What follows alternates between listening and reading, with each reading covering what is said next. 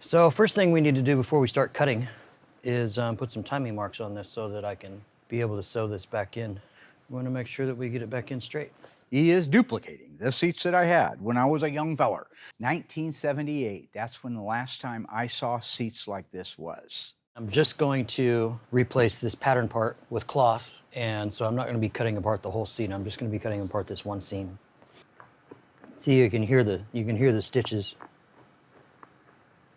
So with some experience, I know that I'm not cutting a hole in the vinyl. You don't want to cut holes in the vinyl. Mark originally had what he called velvet in his car, and this is pretty close to what an actual velvet would have looked like back then.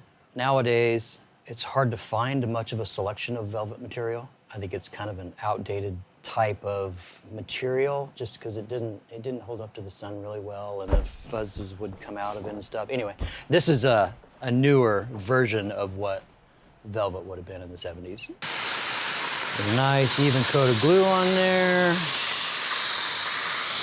You be careful not to puddle too much glue on the top of this material. On the back of this material, you can see the wet spots where it gets big spots, and if you put a puddle on there, it can actually soak through and you'll be able to see it from the other side, so don't get too carried away with your glue. The heavy lifting to get my interior retro 1978, all the credit goes to Marty, the upholstery man.